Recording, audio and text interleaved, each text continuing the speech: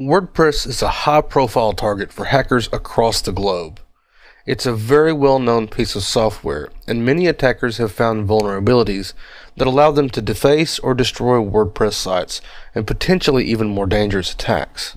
It's very common for lots of comment spam on a WordPress site. These comments can contain dangerous links that contain malware or phishing attempts against your readers and yourself. There are ways of combating this, however. Akismet, for instance, is a plugin that comes with WordPress that does a good job of alleviating a lot of this comment spam. However, Akismet does require that you create an account with them and get an API key in order to activate the plugin. There are other plugins that try to tackle the spam problem though. Anti-Spam Bee is one of these. It has advanced tracking mechanisms to check if a comment is spam and stores no data on remote servers, which is always a concern for a security-minded individual. However, before you install any plugins, you should take some time to research said plugin. WordPress doesn't do background checks on plugin developers. The best research you can do is search the plugin on the WordPress plugins page. Let's look at the Jetpack page, for instance.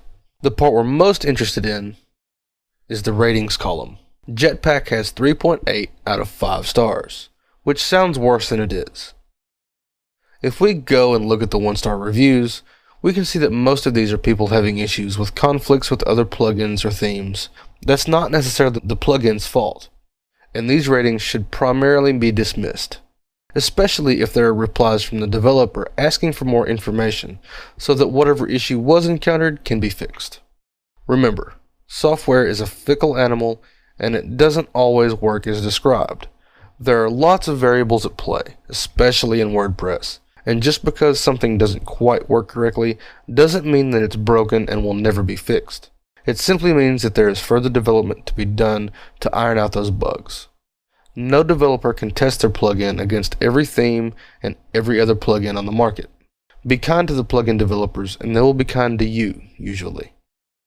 All that being said, if you see lots of bad reviews from a plugin stating that it doesn't work or that their security was compromised in some fashion, avoid the plugin at all costs.